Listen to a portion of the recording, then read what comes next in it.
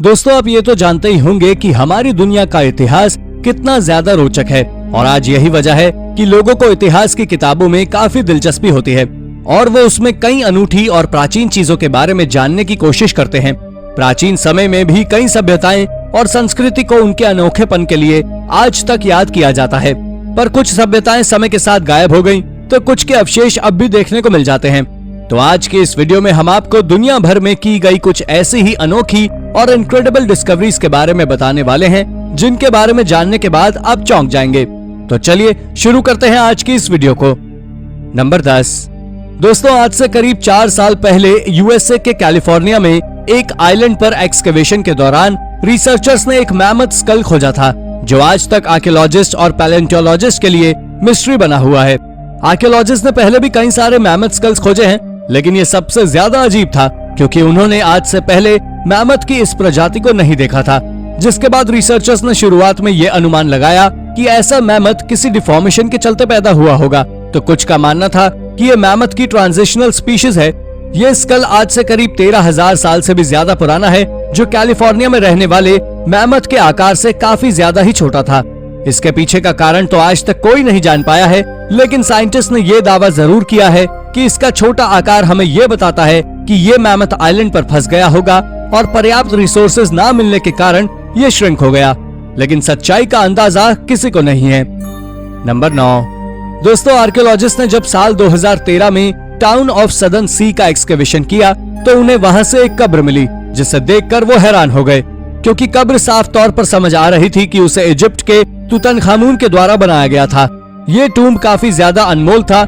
इसका अंदाजा आप इसी बात से लगा सकते हैं कि आखिर आर्कियोलॉजिस्ट और साइंटिस्ट ने इस कब्र को करीब 14 सालों तक एक राज बनाकर इस पर रिसर्च की, जिसके बाद साल 2019 में उन्होंने जनता के सामने पुख्ता सबूत रखे कि उन्होंने एक अनूठा कब्र खोजा है जो 6th सेंचुरी में दफनाया गया था, जो किसी महान योद्धा का है या फिर किसी लोकल लीडर का।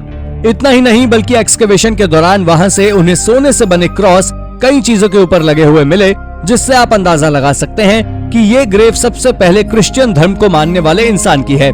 ऐसा मैं नहीं बल्कि रिसर्चर्स बोल रहे हैं, क्योंकि उनका कहना है कि क्रिश्चियन धर्म ऑगस्टीन के आने के कई वर्षों बाद प्रचलित हुआ, जबकि ये कब्र उससे पहले की है।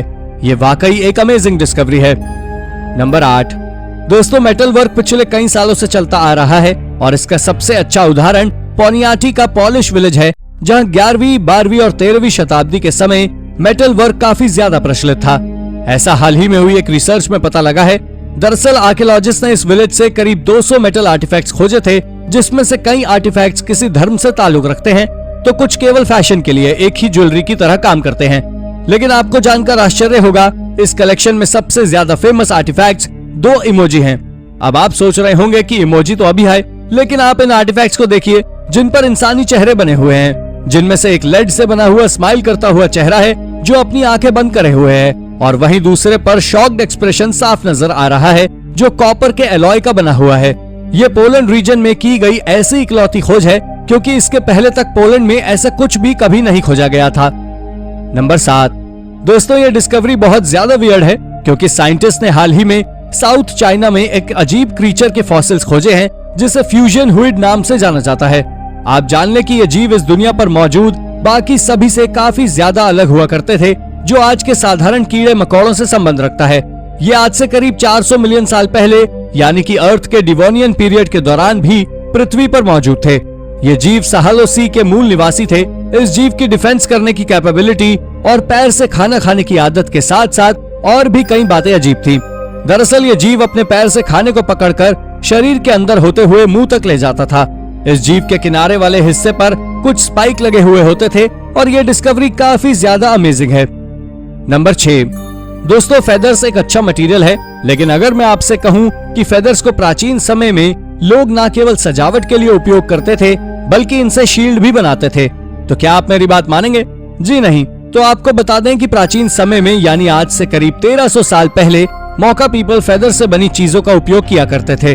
अब आप जरा इस शील्ड को देखिए, जिसे ब्राउन और रेड कलर की शीट से सजाया गया था, और इसके अंदर कई सारे फेदर्स भी भरे हुए थे, जो देखने में किसी शील्ड की तरह नजर आ रही हैं। लेकिन जब रिसर्चर्स ने इस पर रिसर्च की तो पता लगा कि इस पर किसी तरह के कोई निशान नहीं है, जो इस बात को दर्शाते हैं कि ये किसी सेरेमोनियल रिचुअल के तहत बनाया गया होगा।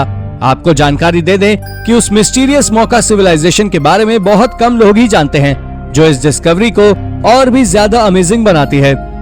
नंबर 5, दोस्तों ईस्टर के बारे में तो आप में से ज्यादातर लोग जानते होंगे, क्योंकि इस त्योहार में अंडे को सजाकर एक दूसरे को गिफ्ट किया जाता है। लेकिन ये प्रथा आज से करीब 500 साल पुरानी है।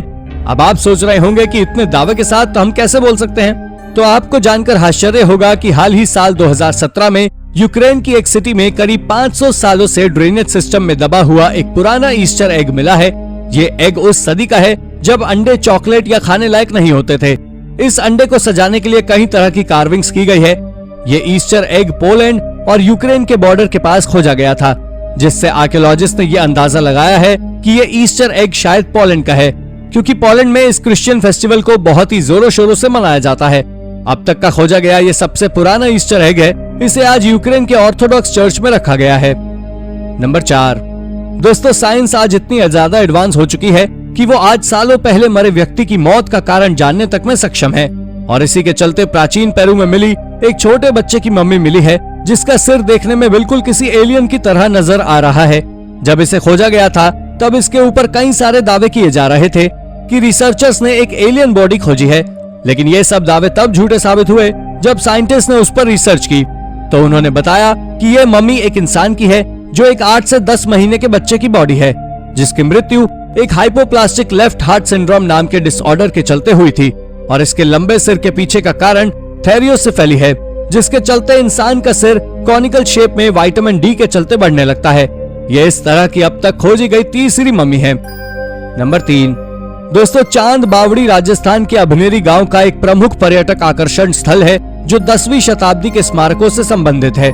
यह अभनेरी गांव राजस्थान की राजधानी जयपुर के पास स्थित है।